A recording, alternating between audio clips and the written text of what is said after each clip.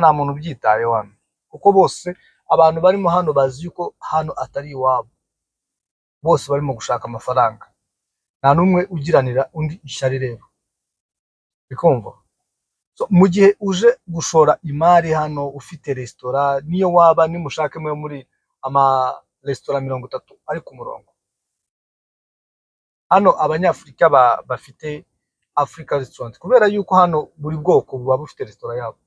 Usanga abafilipino bafite resitora yabo, kandi icyo gihe ugifungura resitora ya yuan y'abantu bitewe na abafilipino, uhitubona abantu baza kuharira, kubera harimo ubwoko bwose, abapakistani, abahinde. Muzarebe abantu bafite uturesitora hano tw'aba African restaurant, umva barunguka, bafite igiceri.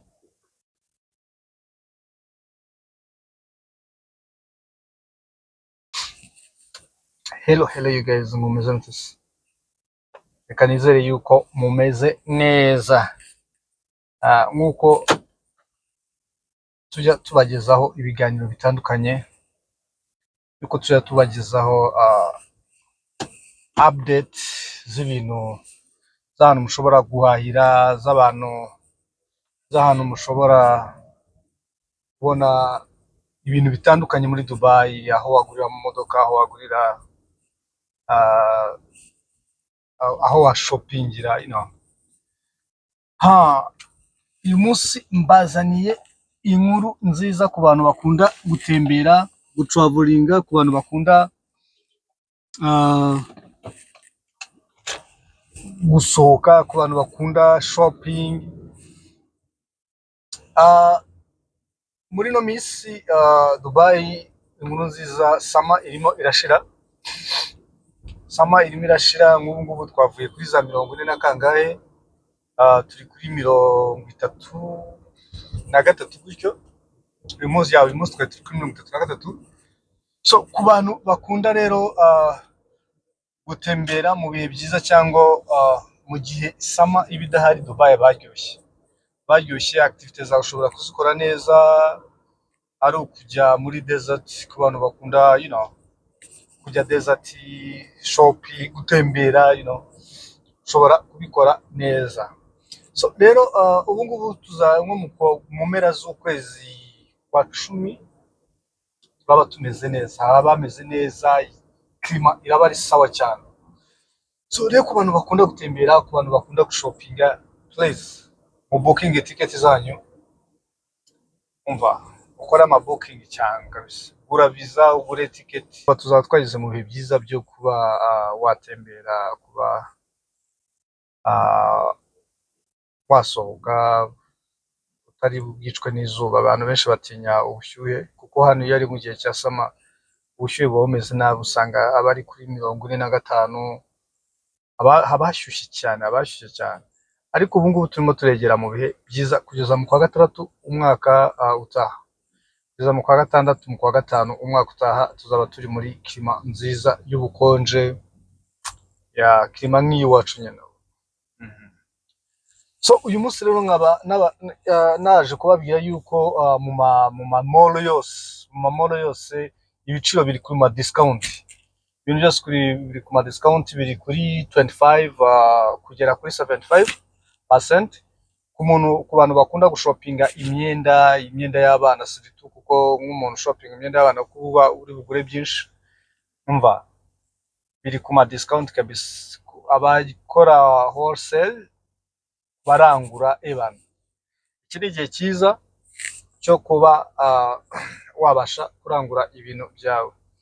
Noneho ku bantu ku mahoteli, amahoteli yo ari ubu ngubu ari hasi cyane, amahoteli ari hasi, ariko guhera mu kwa 11 amahoteli azatangira guhenda, ubundi muri cya gihe mu gihe cya sama hoteli hano ziba ziri hasi. Nka hoteli y'amadolari 100 ubu usanga hano igura nk'amadolari 40, 45, 50. Ariko ubu ngubu nyine donc ibintu bya hano bihenda bitewe na periode. Uyu munsi nifuje yuko nabagezaho gushora imari muri Dubai ibintu nakwifuriza buri muntu wese. Nakwifuriza ubushize twe twavuze kubijyanye ukuntu wabona akazi muri Dubai, ukuntu bitoroshye, ukuntu strategy zose ushobora gukoresha kugira ngo ubone akazi, ariko ubu ngubu tugeze muri investment, uburyo wakwinvestisa muri Dubai kandi ukunguka mu gihe gitoya ugatangira. Hano ikintu cy'amazu, amazu hano arahenda, amazu hano arahenda cyane cyane. Rero uramutse ushoye imari mu bintu by'amazu muri real estate, wakunguka cyane, wakunguka bifitemo amafaranga, kuko tuvuge uramutse uje ukagura n'inzu y'ibihumbi nka 200 apartment, ubwo ni ukuvuga one flat, ni nka flat imwe, it's depend n'ahantu waba uyiguze. Uguze nk'inzu y'ibihumbi 200 by'idolari cyangwa 150 by'idolari, ariko 200 250 by'idolari, nakubwiza ukuri muri 2 years, iyo ngiyo ni good investment hano muri Dubai. Uramutse ufitemo nka villa, wenda nka tuvuge nka appartement Dubai Marina, donc ufite ahantu hari strategique abantu bashobora kuba babasha gukodesha, kubera yuko hano iyo uguze inzu cyangwa uguze appartement ugomba guhita uyikodesha kugira ngo ubone ya return back yawe. Urimo urumva? Ubwo rero uri umuntu ushaka gushora imari muri Dubai, wagura inzu. Urimo urumva? Nakugira inama yo kugura appartement. Umva, iyo ni good deal, iyo ni deal ya mama yake, ni deal ya sawa kabisa. Iyindi ya sure deal mu bintu bijyanye ubwo ngubwo, aho ni part of real estate. Mu real estate bifite amafaranga. Ikindi kintu, uramutse ufunguye company muri Dubai, kubera yuko iki ni igihugu cya business. Dubai ni igihugu cya business, kandi Dubai ni igihugu kiri avance cyane, kandi ni igihugu kitari okay. Ndimo ndavuga ngo Dubai kubera yuko Dubai, twese iyo tuvuze Dubai nyine tuyumva ukumva yuko ari igihugu nyine. Dubai ni imwe muri states 7 zigize UAE. Uramutse ushoye imari muri UAE, waba wizeye ko utazahomba, ariko ukabanza ukicara neza ukamenya ni ihema. Tuvuge uramutse ugiye mu magrocery, ubwo ni ama supermarket, uramutse ushizeho restaurant, ko hano abantu barya 24. Urimo urumva? Hano abantu barya 24. Uramutse ushizeho aga supermarket, uko kaba kangana kose urunguka. Hano nta guhomba guhari. Uramutse ugiye mu bintu bya wholesale, ibintu byo kuranguza, umva urunguka, kuko hano amahanga yose, isi yose izana. Hari umugabo ejo bundi twahoze tuganira mu Pakistan, aranguza amapine mu Bwongereza. Ntago wabyumva, aranguza amapine mu Bwongereza. Ibaze twe turi kumwe ejo bundi, anyereka nuza stock yiwe muri UK. Arambwira kwa kuntu checkinga nyine kuri kamera, nuza iwawe ukaba checkinga stock imeze gute, abakozi bamaze gute. Urimo urumva? Acuruza amapine muri nuza mu UK, ayakuye hano Dubai. Ni ukuvuga uramutse uje muri Dubai ushaka gushora imari, bro, mugira inama yuko utahomba. Ikindi cya kabiri, hano habaho inama zo guhura n'abashoramari. Urumva? Hano habaho inama zo guhura n'abashoramari. Rero iyo uje ugafungura company hano, uba ufite opportunity zo guhura n'abashoramari. Hariho bahurira, ugahura n'Abarusiya, ugahurira ku isi yose. Umva, iki gihugu ni igihugu cya opportunity. Iki ni igihugu cya opportunity, gusa abantu bashaka utuzi baje gukora, bashaka utuzi, byanga byakunda birabagora, kubera yuko hano harimo abantu benshi, harimo ubwoko bwinshi bukeneye akazi. Harimo Filipino, harimo Filipine bo barazamutse kabisa, ni benshi cyane. Usanga Filipine barize, usanga aribo ni abanyabwenge cyane. Abafilipine ni abanyabwenge, usanga aribo bari mu office, abapakistani usanga nabo barazamutse. Urabona bino bihugu byo muri Aziya bagiye bafite abaturage benshi, ugasanga rero iwabo nta n'ibintu bafite byo gukora. So ugasanga bo bagize gute, baraje Ubuhinde hano bufitemo abantu benshi cyane, murumva. So ku bantu rero bashaka akazi byo biragoranye cyane, kubera yuko abantu ni benshi kandi abantu benshi bakeneye twatuzi. Rero ubwo ngende ndimo ndavuga part of business. Umuntu ushaka gufungura business muri Dubai, ndakubwiza ukuri, ni inama nziza nakugira yo kugira ngo uze gufungura imari muri Dubai, uze gufungura business muri Dubai. Icyo wagerageza cyose gukora muri Dubai, uramutse ufite amafaranga makeya, wakunguka ugasubira iwanyu ukora ibikorwa bidasanzwe, kubera yuko ifaranga rya hano riri hejuru. Tuvuge nk'idolari rimwe rikuba amadiramu 3.64. Urumva idolari inuzi ifaranga rya hano ntabwo rijya rigwa, ntabwo rigwa cyane. Niyo riguye rigwaho utuntu dukeya, ugasanga ryavuyeho uduce. Urumva ifaranga rya hano riri ebana, ntabwo rijya rihindagurika ngo ryaguye ryageze ku munsi ryazamutse umunsi ejo ryamanutse, wapi. So uramutse rero ufashe tuvuge nka miliyoni y'idiramu ukayijyana i Kigali, harimo amafaranga menshi yacu. Urumva harimo amafaranga menshi yacu. Urumva yuko ushaka gukora ibikorwa iwacu wabikora. Tuvuge nk'abantu bazana urusenda hano barunguka cyane, bikumva barunguka byatari. Abantu bazana amavoka barunguka, kumva. So ni ukuvuga uramutse usarura ukura amafaranga hano uyajyana iwacu, wakora ibikorwa bidasanzwe.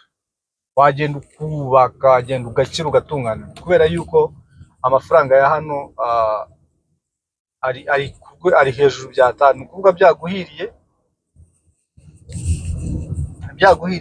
byagenda neza. Ikindi gusa ibintu bya hano birahenda, nko gufungura kampani iwacu ni ubuntu, ariko hano bitewe n'ibyo ushaka gukora na company activity, bishobora kuguhenda. Nk'ubu ubushize narabigerageje nshaka gufungura agakampani gatoya hano, ariko byamagaze almost 36,000 by'idiramu. It's almost 8,000 by'idolari. Ariko nawe ukaba uzi yuko kampani ufunguye izakuzanira umusaruro, kandi hano ntago ushobora gufungura kampani udafite office, kubera yuko no kugira ngo baguhe license ugomba kuba ufite office. Mu mafaranga rero uteganya yo gufungura kampani, tuvuge wenda ufite nk'ibihumbi 25, ufite nk'ibihumbi 25 by'idolari, waza ugatangira hano kampani. Kandi wamara gutangira kampani hano ukiha target y'umwaka, niyo amezi 6, ubaye target y'amezi 6, ibintu wakoze ari sure deal, ari good deal, bitewe n'ibintu ugiye kujyamo. Amezi 6 uba warangije kubona income, warangije kubona kabisa icyerekezo. So ndabakangurira rero yuko ku muntu ufite amafaranga makeya uvuga ngo wabuze icyo ukora,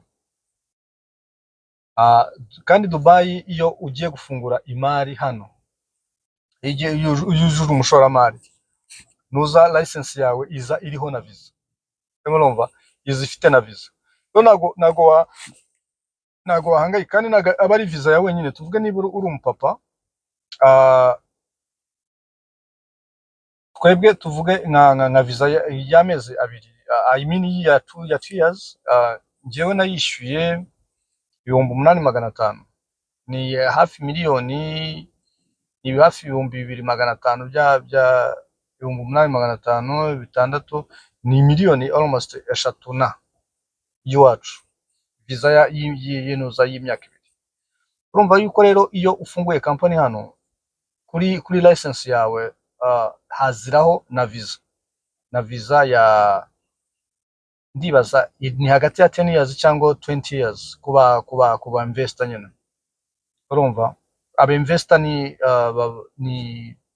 imyaka 20, noneho ab'imyaka 10 ni abantu baba bakore imirimo y'ubukorera bushake.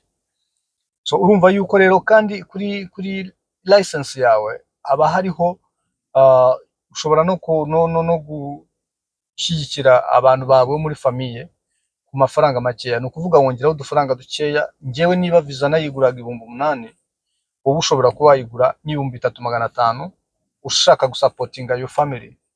Urumva visa ushobora ya 2 years ushobora kumusapotinga ku 3,500 cyangwa 4,000. Urumva no kuvuga we nago visa ikugora. So uramutse ufite amafaranga make,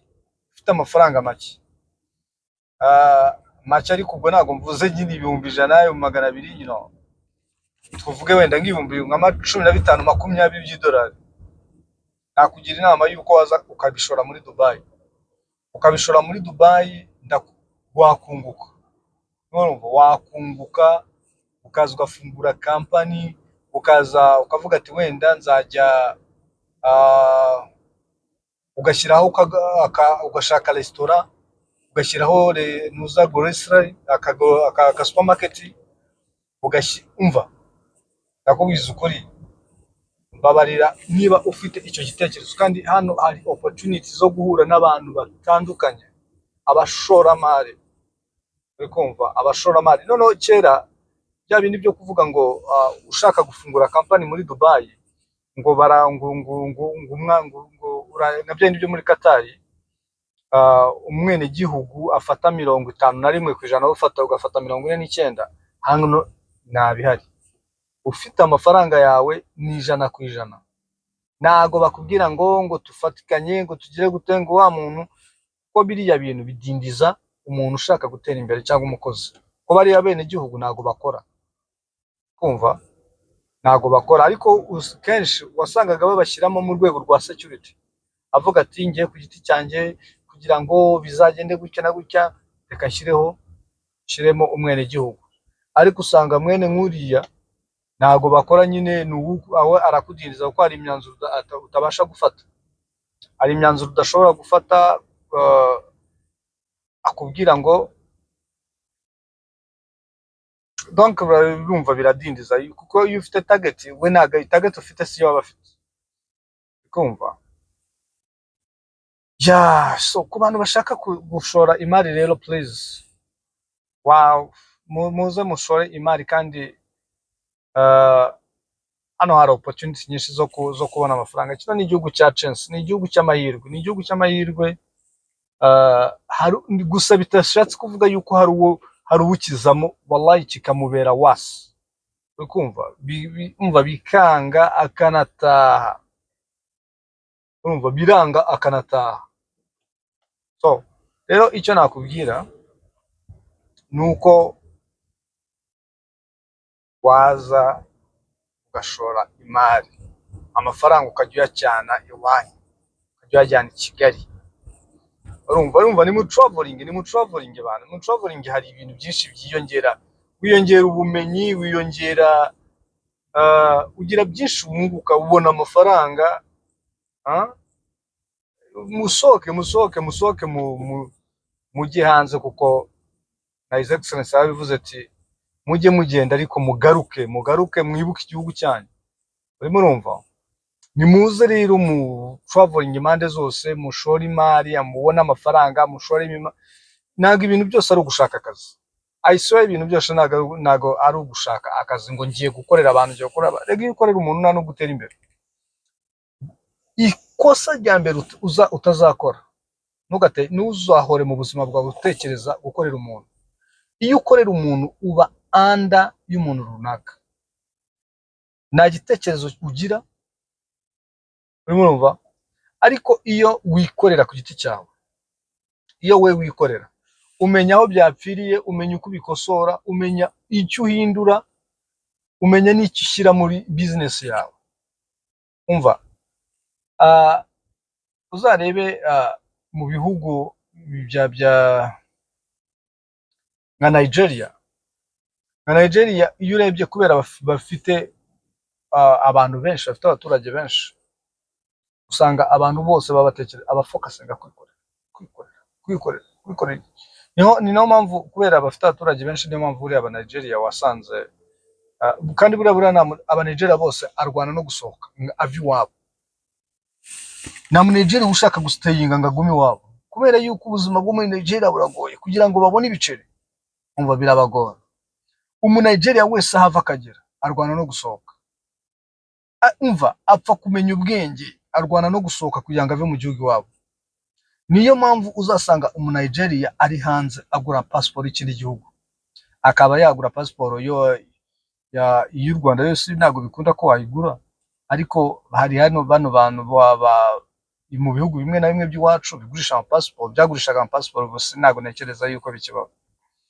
Urimo numva batera ga story kamwe, mu Nigeria ngo baramufashe kuri airport i Dubai, agiye yari yaguze passport kuko hano babanje kubabaninga. So barazaga akamara igihe adafite passport. Noneho urumva passport yararangiye, akamara igihe yibereye muri shuguri ze. So iyo udafite ibyangombwa nta kazi ubona, ariko si bishatse kuvuga yuko bidashobora gutuma utikorera deal zawe, wikorera amadiru ukabona amafaranga. So ashatse gutaha rero sinzi ashobore kuba yari yaraguze passport kuri bamwe ku bana bamwe mu bihugu by'iwacu duturanye. Arangije ageze kuri airport asohotse aramubwira ati ese ko tubona uko usa no kuri passport mutandukanye. Umva aba Nigeria bazwiho gusakuza, ahita abwira umuntu umwe wo muri immigration ngo do you know me before? Bari kumva ngo do you know me before? So aba Nigeria rero mu buzima bwabo bahora batinkinga gusohoka ava iwabo kubera yuko population yabo iri hejuru. Urumva kugaininga nyine kugira ngo ubone ikintu uhindura ubuzima biragoye. Namwe rero nabagira inama n'abakangurira kugira ngo musohoke muve iwacu. Ndabizi yuko bitoroshye, it's not easy, ntabwo byoroshye. Musohoke mujye gushora imari no mu bindi bihugu, ko nimubona amafaranga y'ibindi bihugu kubera yo afite value kukurusha ayiwacu. Nusubiza amafaranga iwacu uzagenda ufite amafaranga menshi, none ugenda ukore ibikorwa bidasanzwe iwacu. Kandi rero twari muri gahunda ya Tera Story no kungurana ubumenyi. Urumva, so ku bantu rero bifuza aba muri bafite ibyo bitekerezo byo gushora imari, byo gukora business, umva akora subscribe, asigaye tugatera story tukungurana ubumenyi. Ariko gusa icyo nakubwira, uramutse ushaka gushora imari cyangwa gukora business, please nyandikira email twungurana ibitekerezo, sibyo? Muze dukore, muze dushore imari, muze dushaka amafaranga tujye kubaka iwacu. Ciao ciao, karakagaruka.